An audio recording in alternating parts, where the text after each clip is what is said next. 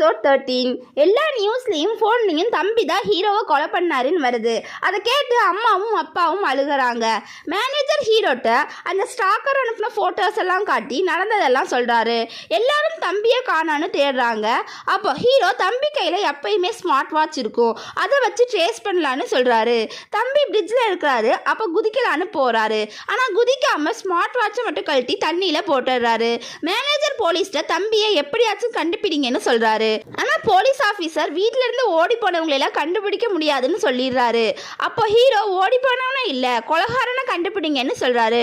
Police அப்போ உங்க தம்பி தான் உங்களை பிரிட்ஜில் இருந்து தள்ளினாருன்னு சொல்றீங்களான்னு கேட்குறாங்க. ஹீரோ அவனை கண்டுபிடிச்சு அவன்கிட்டயே கேளுங்கன்னு சொல்றாரு. மேனேஜர் இல்ல, தம்பி அப்படிப்பட்ட ஆள் இல்லைன்னு சொல்றாரு. கட் பண்ணா ஹீரோ வீட்டுக்கு வராரு. அவருக்கு கை திரும்பவும் வலிக்குது. இந்த மாதிரி இன்ட்ரெஸ்டிங்கான கே டிராமாஸை பார்க்க மறக்காம சேனலை சப்ஸ்கிரைப் பண்ணி பெல் ஐக்கானை ப்ரெஸ் பண்ணிக்கோங்க.